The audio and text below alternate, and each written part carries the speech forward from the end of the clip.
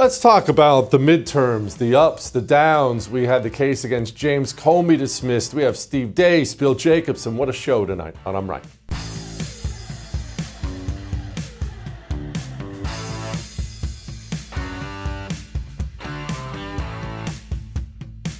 Let's have an uncomfortable conversation, or it might be a comfortable conversation, I guess, depending on how you interpret it. But let's talk about where we're at right now as a movement on the right, what we're looking at in the midterms and why. Let's just break this down. So something that's been a big bit of news that's been making the rounds is the retirement, the resignation, if you will, of Marjorie Taylor Greene, Congresswoman from Georgia. She's resigning in January, walking away.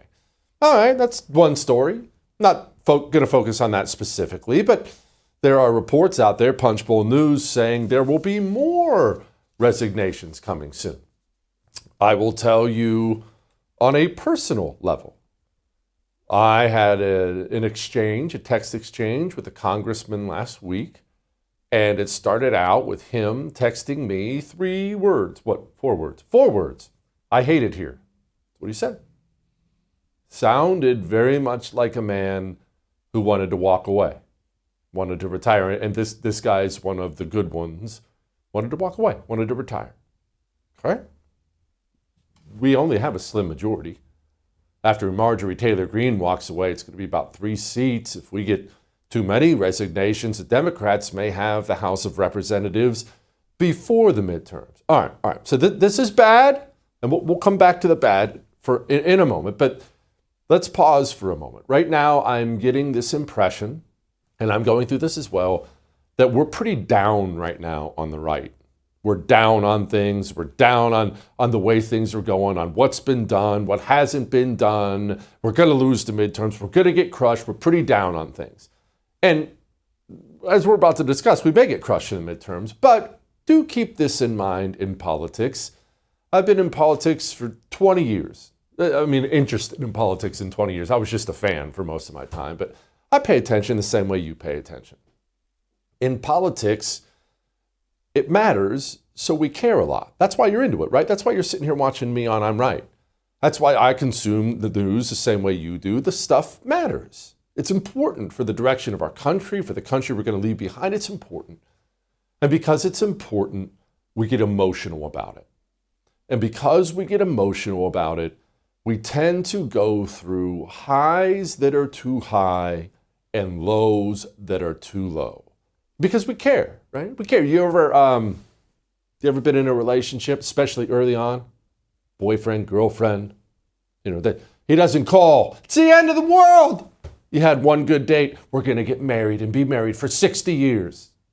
This is how we are. This is how I am when it comes to politics. When Donald Trump wins an election and we have the House and we have the Senate and we got some good political appointees coming in, we say to ourselves, my goodness, we are saved. We're going to be great forever. Democrats are never coming back to power. Life is good. We've won. Final victory. And then we have a rough couple months, and I fully admit it's been a rough couple months. We have a rough couple months. It's over. We're done. The country's over. I'm moving to Portugal. Not that anyone would ever do such a thing. Just remember, like we talked about before, be careful with your highs and be careful with your lows in politics. Now let's talk about the low we are currently in. It's rough. It's been rough. And the House GOP has not helped itself. And Trump, we'll get to Trump in a few, but the House GOP has not helped itself. Times have changed, and there is always a lag in Washington, D.C., understanding how you feel. Because they're in a bubble, there's always a signal lag where all your friends, you feel this way, you feel strongly about something, but the message hasn't gotten through to them. And this is something the Republican Party had better get on top of. The American people, specifically the American right, we'll set aside the communists, the American right, they want things done. Tangible things done. It's not just prices we want down. We want corrupt government people arrested. We want this done. We want that done. Not more speeches. Whenever we get some committee hearing where some GOP congressman, some senator puts a great soundbite out there, really gets them. You know what I don't hardly get anymore? I don't hardly get emails saying, yeah, did you see Senator what's-his-face kill him? What I get is, why are we getting another hearing? Why aren't we doing something? Do something. Are you going to do anything? That's what you feel like. That's what I feel like. But there's a signal lag, you see. Right now, the right is down. We want tangible things done. We want government people thrown into prison. We want deportations. We want prices down. We want things done. The House GOP did this. Just showing this from the Hill right now. This is a measure to condemn socialism. The vote is still being tabulated. But of note, the 4 leading Democrats in the House voted with Republicans to condemn socialism. What? What? With everything going on, our palpable anger, our demands that somebody do something tangible, the House GOP passes a resolution to condemn socialism? You want to talk about signal lag?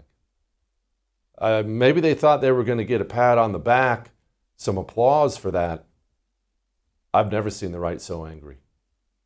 We're not impressed. I'm not impressed.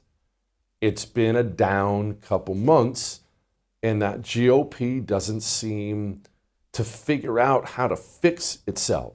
So let me explain why things are down right now for the GOP, and let me explain how it has to be turned around. Things are down for really 2 huge reasons. The huge reasons are this. First, the Epstein stuff was messaged really poorly. It's not that the average everyday voter cares about the Epstein stuff. I'm not talking about the normies. I'll get to them in a moment. We'll set the normies aside. The Trump coalition is large. It's very diverse. All kinds of different interests, border hawks and make America healthy again hawks and all kinds of stuff. There are many different parts of the coalition. But almost all of the parts want wealthy, powerful pedophiles exposed, right? And maybe that's in the files, maybe it's not. We don't know. We don't know that it's been kept from us, but it looked really bad when Trump decided to come out and say, shut up and stop talking about it. That was terrible messaging. Terrible. The Epstein stuff, from the Pam Bondi binders that didn't have anything new in them to Trump yelling at everyone to shut up about it, looked bad. It deflated the right. It deflated the base. It looked bad. That hurt. Now, with normies. Normies don't focus on Epstein. Normies are out there today. Maybe you were doing this. I'll tell you what, I did this before I came in. Maybe you were out there buying Thanksgiving supplies today. Normies can't afford food. They can't afford the power bill. I just had to replace an air conditioning in my home a little while ago. It was $9,000 to replace an air conditioning. People can't afford to live. If you're wondering why Democrats currently have the largest lead they've had on the generic ballot since 2017, it's not actually because of Epstein stuff. It's because people can't afford things now. And Trump was elected into the White House because life had become unaffordable. Now, if you're saying it's unfair to expect him to fix that in a year, I totally agree. Totally agree. I'm not laying that at his feet. But people are not going to be satisfied at their kitchen table because of resolutions against socialism. Prices have to come back down. Me, you. We remember what it was like 4 or 5 years ago when prices weren't like this, when we could afford more things. We remember. That's just like yesterday. We remember. So they're still up. We're still not happy. That's why the White House, to their credit, is starting to message things like this. I think 2026, thanks to President Trump's signature plans, is going to be a great year for working Americans, for the markets. It's going to be an absolute blockbuster year ahead. And one of the signals you just mentioned, the jobs report, that was double the expectation, the blowout jobs report. We've got GDP now for the last 2 quarters, almost 4% on average, maybe even a little bit above. And we're going to have a little bit of a hiccup in the 4th quarter because of the silly shutdown. But then things are really lifting. Okay. Things better be looking up. Right now, the American people don't feel that. Telling them help is on the way, jobs are coming, that works, but they better get here, because that's really going to go to how we go with the midterms.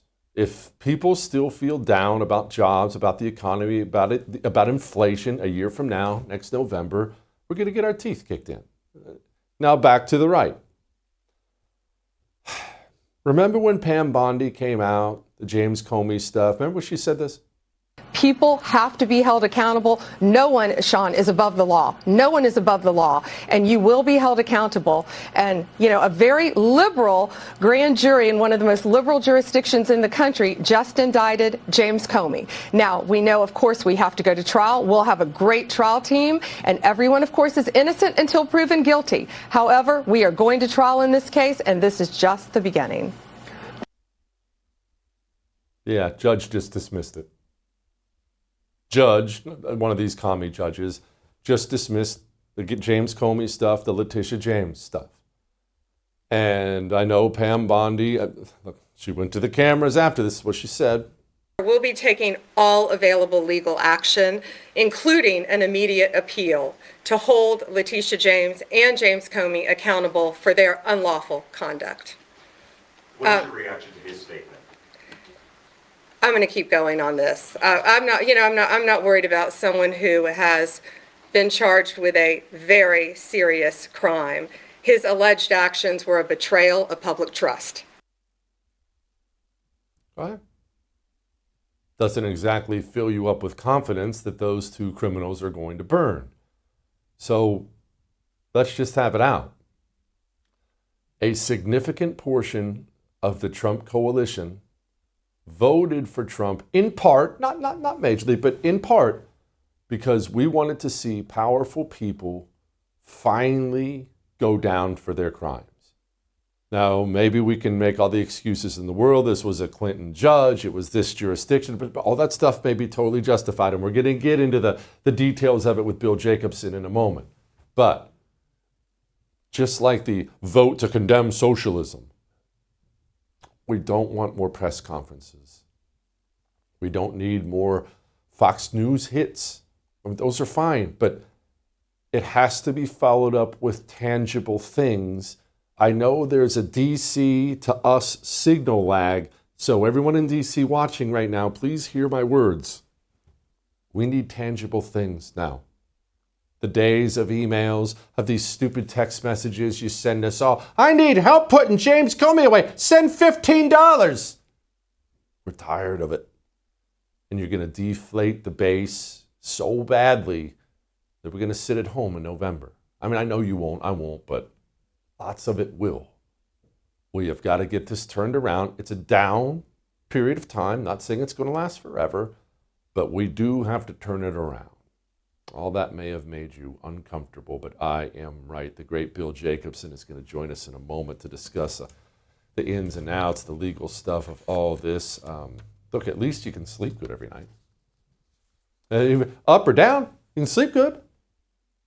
You got yourself some dream powder yet? So, funny thing, we had hot chocolate night the other night. I wanted to watch a Christmas movie with the boys. Either way, it was right before bed. You know what kind of hot chocolate I had? Dream powder from Beam. That's what it is. It's hot chocolate. Mine is cinnamon chocolate. Only it's got all kinds of natural things in it, like magnesium and reishi and all these things. Natural stuff. Puts you to sleep. Not in one of these drug-induced comas where you wake up feeling like death the next day. Just good natural sleep. You wake up ready to go. I slept for 9 hours. You want a bag? Want a big discount? Go to shopbeam.com/Jesse Kelly. We'll be back.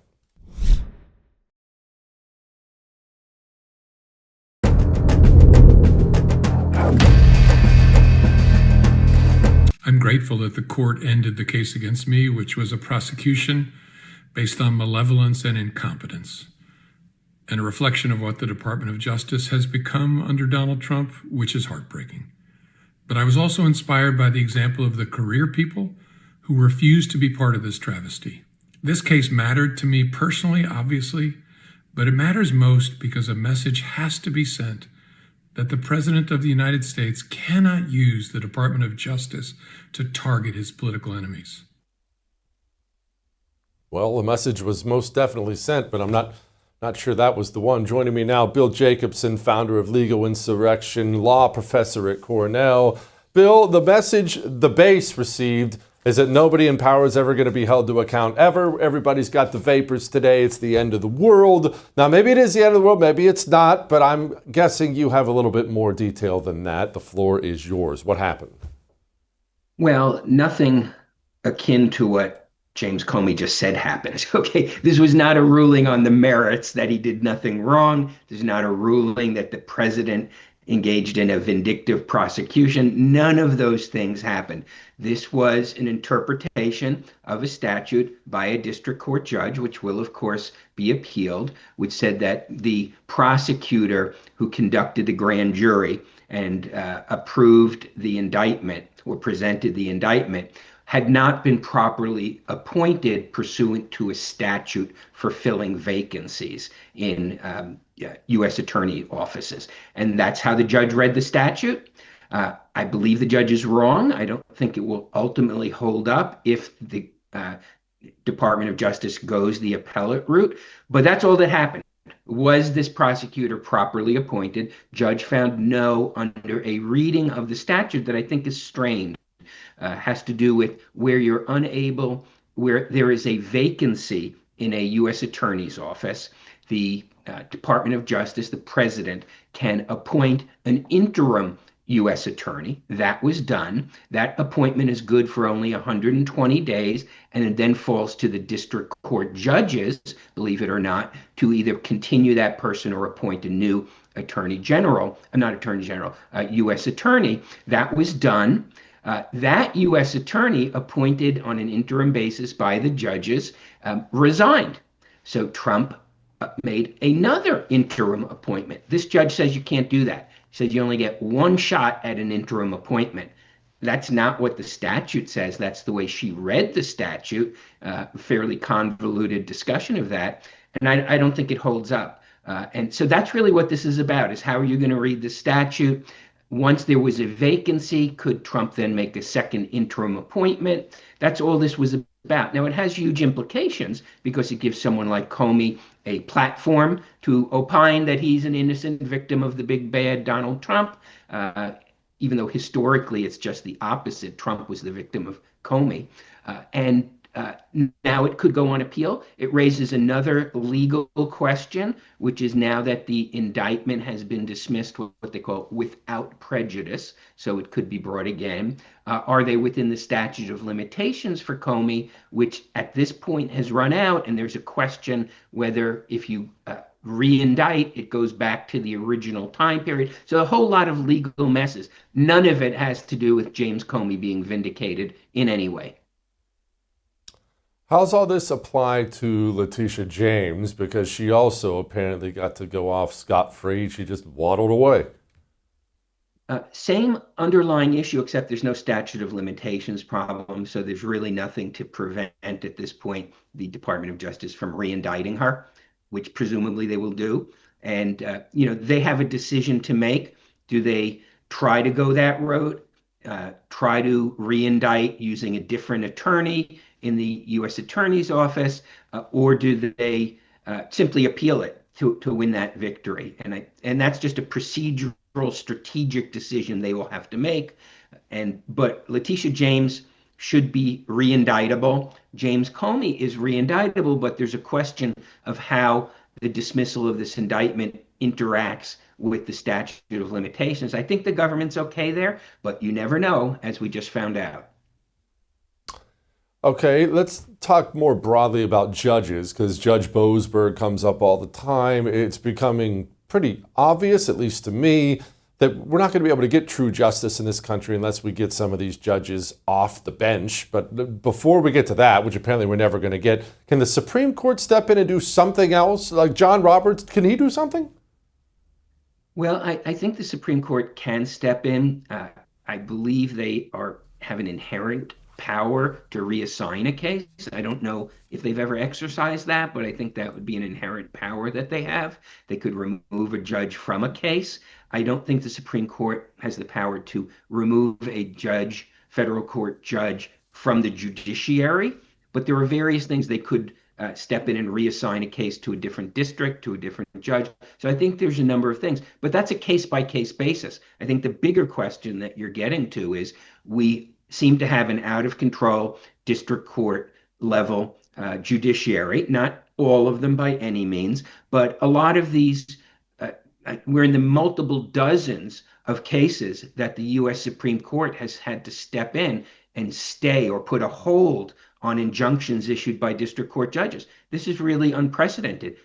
Should be a rare occurrence, but I think we're up to about 30 plus by this point, and that's all they've been doing is temporarily halting what these judges are doing. But you read a lot of these decisions, and they're really political manifestos in many cases. They all seem to start, or many seem to start, with an introduction, which is essentially a stump speech. And then they get to the law. And we've seen that over and over again. And some of them seem to have taken personal umbrage at the fact that litigants, like the U.S. government, oppose what they're doing and appeal what they're doing. And Judge Boasberg is the perfect example. He seems to be on a personal vendetta against the Department of Justice.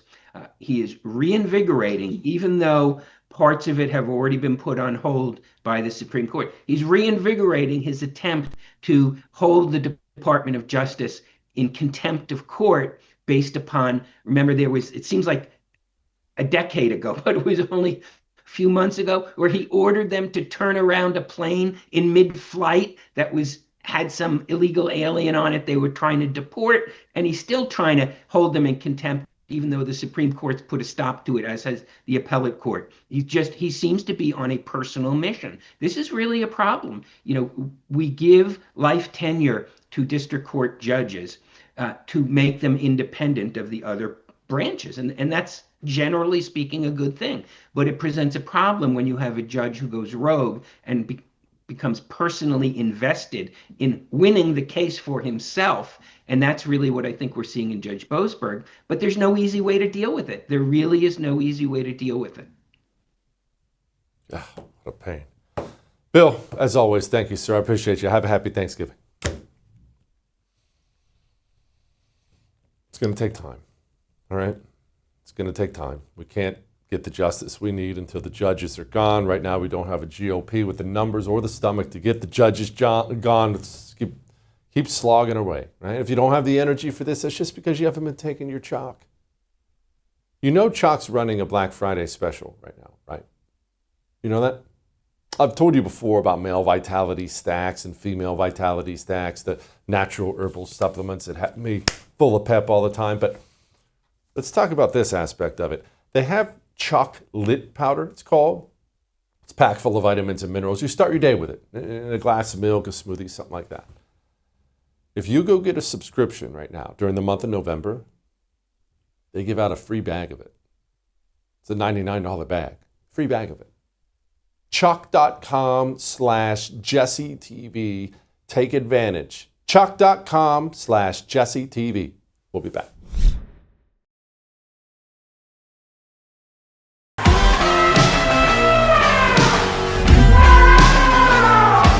We will find out who you are, and we will come after you. Domestic terrorists, foreign terrorists, you better look out, because we're coming after you. And if you've committed fraud, we're coming after you. You better watch out, because we're coming after you. Let me be very clear. If you don't comply with federal law, you're going to be next. Let this be a warning. You can run, but you cannot hide. Justice is coming.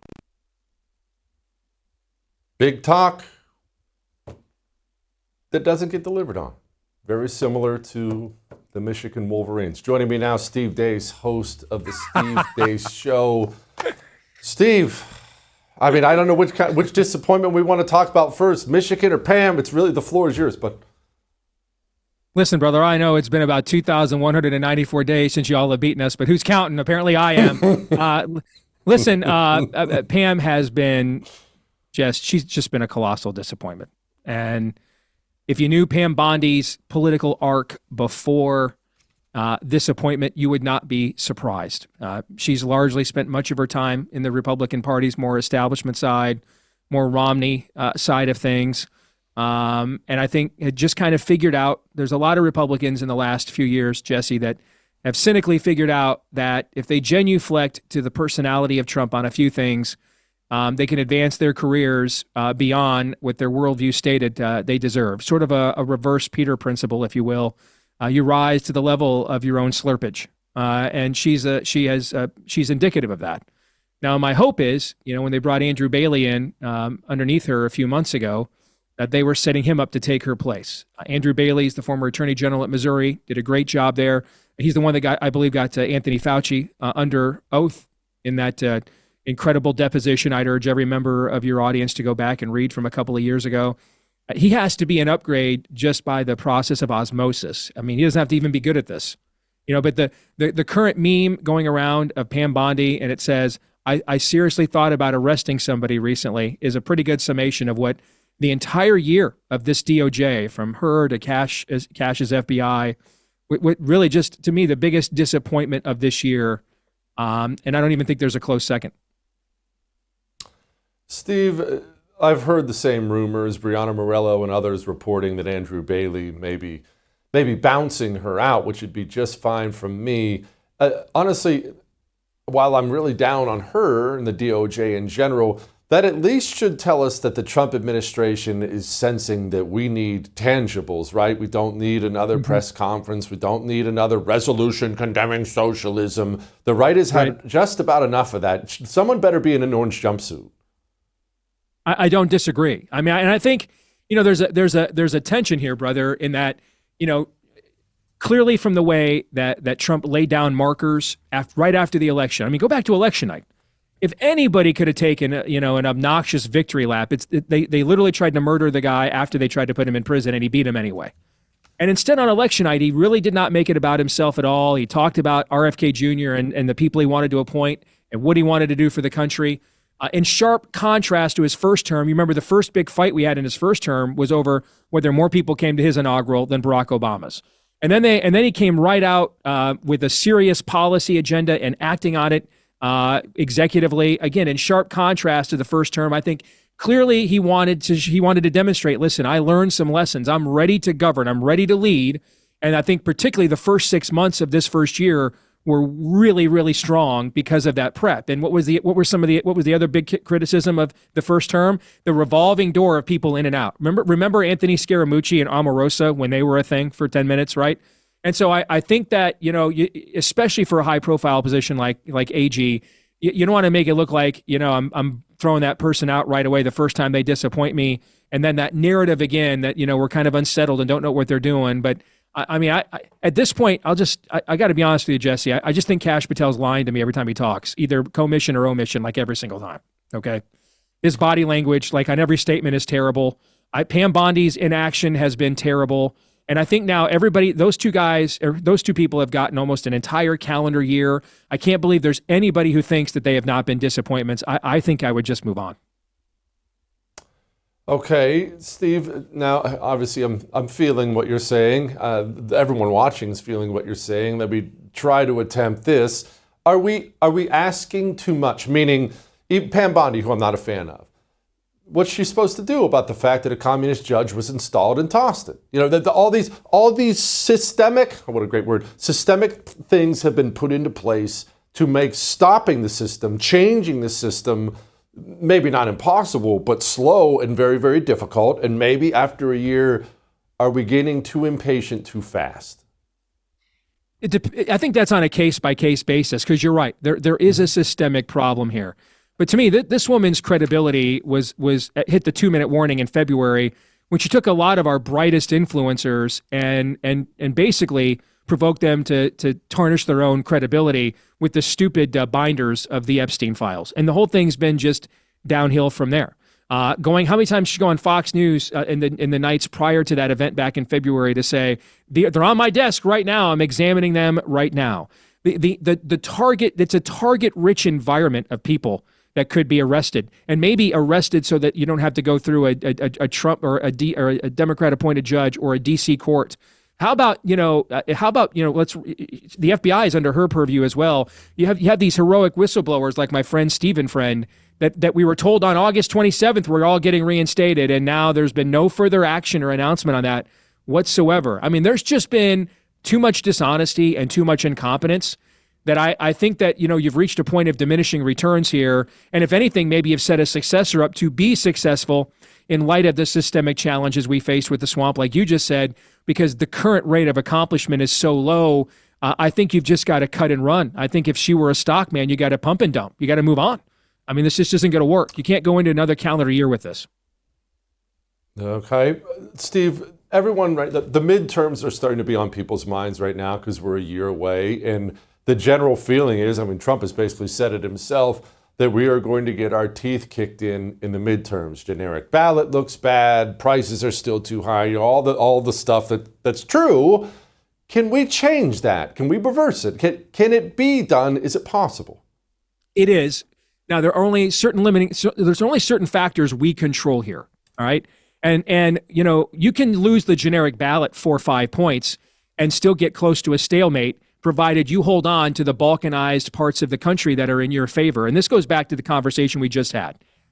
For our people, if we're not going to be able to deliver for them massive economic results, and you think of, Reagan faced a similar malaise when he came in 80, and he got massacred in the 1982 midterms, and then turned around. The economy finally began to feel his changes, his paradigm shifts, and he had a historic landslide in 84. We can't afford that now, because if we get massacred next year, much of the Trump presidency is over.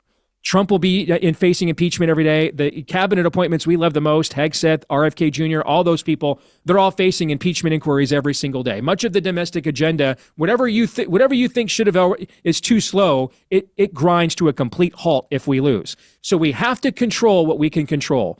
What we need is our base max lit. We need them max unified. We need them to max turnout, because you're right. We really can't ultimately determine everything about the economy that will change swing and normie voters. Where we get massacred is when we're +5 on the generic ballot, and then you see what happened to Winsome Sears. What happened to Winsome Sears, third largest county in Virginia, Loudoun County, Virginia, Jesse, she only got 62% of the people in that county that voted for Trump in 2020. Her Democrat opponent got 84%. That was the whole election right there.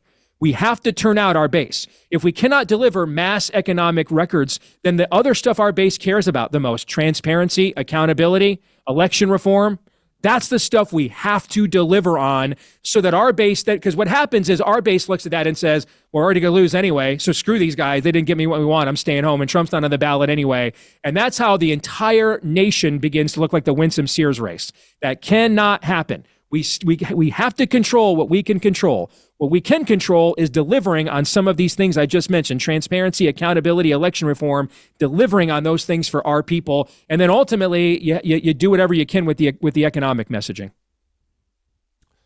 If Trump is not on the ballot, which he's not going to be on the ballot, not in 28, not in 26, if Trump's not on the ballot, do we have what it takes to motivate our base, or is our base just used to voting for Trump, and that is what it is now? That's why, again, these issues are so important. These issues are like proxies for Trump. These are not issues the Republican Party cared about ever prior to the ascendancy of Trump. So the issues of accountability, all right, transparency, these are issues, election reform. These issues are unique to Trump as a brand. They're the closest we get to getting Trump on the ballot, is to be strong on these issues. And we can't just say, well, if you elect us again, we'll get them done, when you had the votes to get it done this time. We need a record of accomplishment on those issues so that Trump can then go out all over the country next year and sell our people on, hey, we delivered on those fronts. He is a symbol of disruption. Those issues are manifestations of the disruption he's a symbol of. And so it's the closest we get, because if we don't deliver on those, you end up with the other factor, which is not Trump not on the ballot, but the other side is still driven by him to show up in mass. And then our side is depressed in result. And that's how you end up with a massacre. So we have to deliver on those three issues, because they're proxy issues for Trump and his political brand. Steve, thank you, my friend. I appreciate it. O-H-I-O. I did that right as he was getting cut off, so he couldn't respond. Wasn't that a dirty move? Whatever. I'll send him some Massa chips. He'll feel better. I wonder if Steve's tried Massa chips. Have you tried them? It's really weird to me that there's a chip that's better than all the chips in the grocery store, and it's also better for you. That doesn't make sense. That's not the way it's supposed to work. Things that are good for you are supposed to be disgusting, like vegetables. Massive Chips has 3 ingredients. Go look at the back of the bag. Look at the ingredients on the bags of chips you have in the pantry. It's bad. That's why you feel disgusting and bloated and miserable afterwards. Massive Chips, you sit there, wipe out a whole bag. 3 ingredients. Corn, salt, tallow. Try them. You'll feel better about yourself. You'll be healthier, and you don't have to give up eating chips. All kinds of flavors. massachips.com/JesseTV. We'll be back.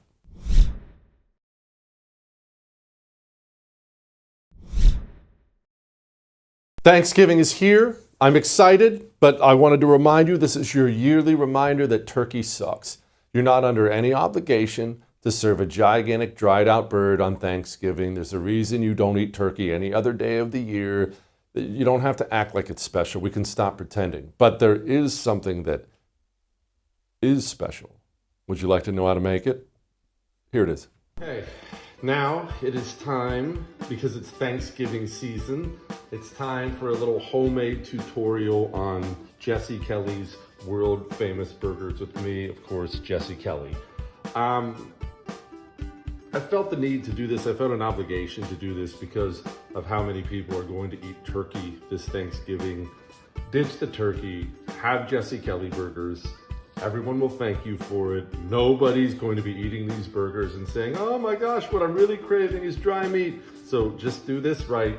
Let's begin. First of all, everything when it comes to cooking involves high quality ingredients. So make sure you spend the money, get the best ground beef you can find, okay?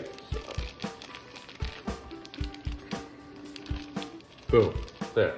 Now, maybe you're sitting there wondering why the black gloves? Is he going to help clean out Pete Buttigieg's office after he leaves? No, I wear these black gloves, one, because it cuts down on the mess, but mostly every time I watch one of these videos of people cooking, they wear these black gloves and they look really cool. So kind of like Michael Jackson, but of age. So first of all, burgers in there. Seasoning salt. I just use Lowry's or whatever I happen to have. You don't have to stress the general seasoning salt. Just a little sprinkle, Don't over season these with the seasoning salt. I've done it before. You get them way too salty and you just get absolutely dried out. Little garlic powder, again, just a little dusting of garlic powder. And then, of course, as I've said many times before, the star of the show, Chipotle Tabasco sauce. Not Tabasco sauce, which is gross, Chipotle Tabasco sauce. This is the star of the show. Now, be generous with it. Don't be whining about heat. Most of the heat cooks off. I do want to stress that it's most of the heat cooks off.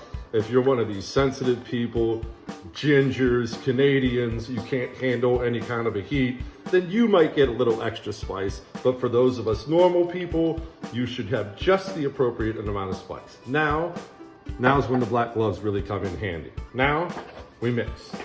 So obviously you know how to mix up burger. It's not very difficult, but make sure you mix it up extremely well, because otherwise you're gonna get a bite of nothing but Chipotle Tabasco sauce, and that might be a little overwhelming for you, especially, as I said, if you're a ginger or some weird freak like that. All right, now it's mixed up pretty good. Now, obviously you just grab roughly 1/4 pound balls, because this is a pound of burger, so 1/4 pound balls, don't make any jokes. There's that, and there's that. Burgers are done. Now, everyone knows a good burger is a thin burger, right? But I don't completely thin out my burger as it is now. In fact, if we have like a party or something I have to go to and I have to make a bunch of these, I'll just have a bunch of these in there. Just a bunch of balls sitting in there. So I'll flatten them out a little if I don't have to have a tub full of balls. Flatten them out just a little. Just get yourself started on a little bit of shape. This is obviously not flat enough for a good burger, but it's a start. Okay, now it's ingredients time. Obviously, you just saw me prep the burgers. I got that. You want to use your high-end plates. Cheese. This is an American cheese endeavor. Let freedom ring, baby. Don't use your fancy cheeses. Good cheeseburgers need American cheese. Then, the buns. The buns are more than just a delivery vehicle for the burger and the cheese. They're a critical part of the burger. So don't walk up in the grocery store and just grab a pack of buns. You have to finger the buns to make sure the buns are appropriate. One, get the buns from the back of the shelf. Everyone knows they put the older ones at the front, so they want you to buy them. Two, take the time, finger the buns, make sure you have good buns. Now, you can use a flat top on your grill and you can use a frying pan on your grill, but remember, these things have to be done on a flat surface of some kind, not a grill. You don't want to lose your burger juice. If you're wondering, why does that pan look dirty? Because I made bacon this morning. And if you really want to level these things up, leave a little of your bacon grease in there like I did. And now I'll be frying up burgers in my bacon grease. Not only good, but good for you. All right, now it's time to get the thing done. Get your burger, get it over. Medium heat, I would say medium heat. You don't want it hotter than that. In fact, she's starting to smoke a little bit. Boom, she's down. Now remember, a good burger is a flat burger. That's probably too loud. A good burger is a flat burger. So you want to smash that thing down real good and flatten it out. See it in the bacon grease right there. Oh, here we go. Burger's nice and flat. Burger looks like Kansas. Now, splatter's a problem. The wife usually gets mad. Little splatter guard on there. Let it sit for just a minute or so. All right, she's probably ready for the flip. Eyeball it, definitely ready for the flip. Flip. Now the second you flip it, get that American cheese on there because American cheese must be melted. Burger cheese must be melted. I cannot believe these savages who serve their burgers with the cheese unmelted. Now right about now, you're probably thinking, okay, you have your high-end plates, you have your fingered buns. Jesse, what about all the ketchup and mustard and mayo and lettuce and tomatoes? Remember, world-famous Jesse Kelly burgers are world-famous for a reason.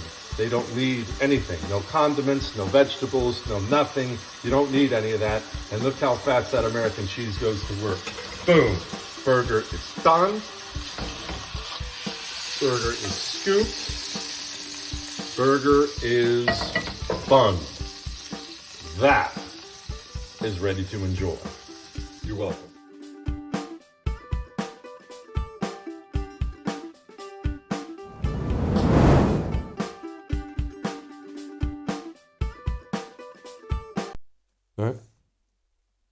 All right.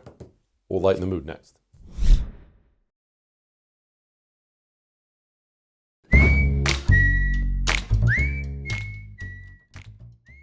All right, it's time to lighten the mood. And just got back from New York City. Went out to dinner with producer Matt and some others, fancy steakhouse, and it was delicious. But once again, I asked for a specific side of sauce. The food came, no sauce. The persecution, the discrimination against us has gone on for too long. And for those of you who've forgotten, here we are.